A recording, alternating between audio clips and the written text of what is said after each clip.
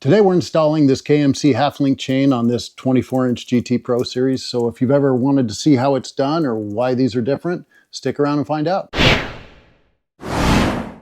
Quack, quack. So there's nothing really wrong with this chain. It's taken care of, it's in good shape, and it's not that old. But it's black, and I'm running out of stuff to upgrade on this bike. So I thought silver might be cool, and while I'm at it, I might as well do a half-link chain.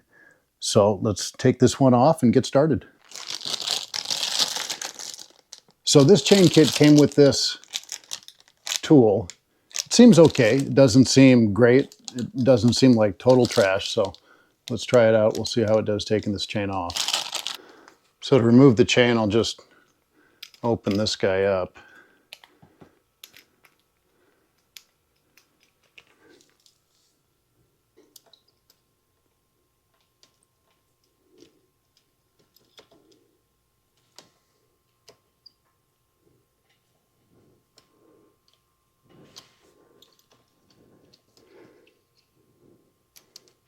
Okay.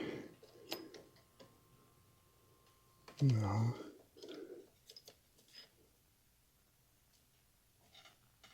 Doesn't want to stay in there.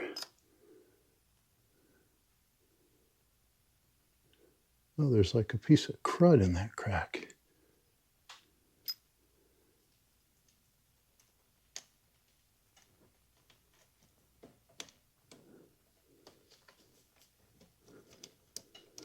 All right, I'm done with this chain tool. Okay, so let's try it again with my chain tool. This one wasn't expensive. I just got it off Amazon for, I think, probably less than $10. Oh my God. The difference is just not even close. There it goes.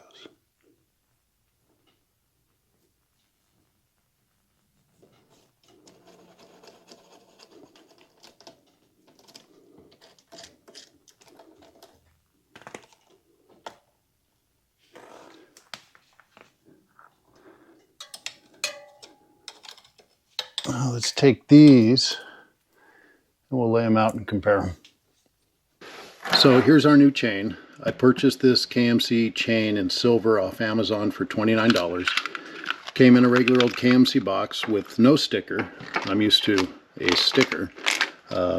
So also came with this sort of crummy tool. But anyways, I think it's legitimate. They have a whole section on their website about counterfeit chains. I sort of compared it to others. It looks good, but you know, that doesn't always mean something. I've had Shimano chains counterfeited, and I don't know, have you guys had a counterfeit chain? Let me know. Well, there's just a point where it comes all the way out, and it's like, all right, super.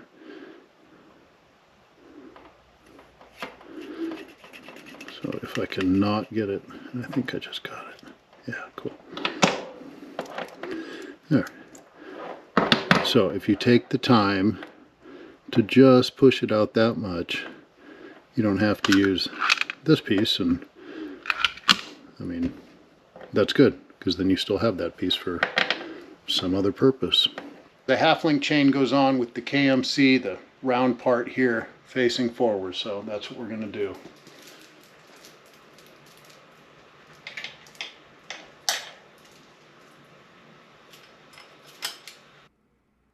So normally I would just use my chain tool pliers and hold the chain together, but for some reason I didn't even think of that. I wasn't having too much trouble getting the chain together, so once I got that pin to sort of hold it, I just went for it. Wasn't too bad getting it on there, so I just used a decent chain tool, probably not the one that came with it. I actually tried again to use the one that came with it to see if it maybe fit better. And it absolutely did not. I don't know what you would do with that chain tool besides maybe a paperweight or keep garbage from flying out of the trash can on trash day. So something else I like to do is to take a marker, make a reference point on one of the pins on the chain, and then I'll take some Tri-Flow and put one drop on each of the links. If you get a little too much, that's okay. When you're all done, you can just grab a rag, wipe off the excess, and you're pretty much good to go after that. I know these chains come pre-lubricated, so if you don't have some tri-flow, if you don't feel like doing it, that's okay, but I like to. So there it is, half-link KMC chain installed on my GT Pro series. I think it looks good. I'm happy with it. You know, I'll do an update down the road and let you know how the longevity is, but I think it's going to be just fine. Certainly looks good. I'll put a link for this at the bottom. You can get this and the crummy chain tool for $29 on Amazon.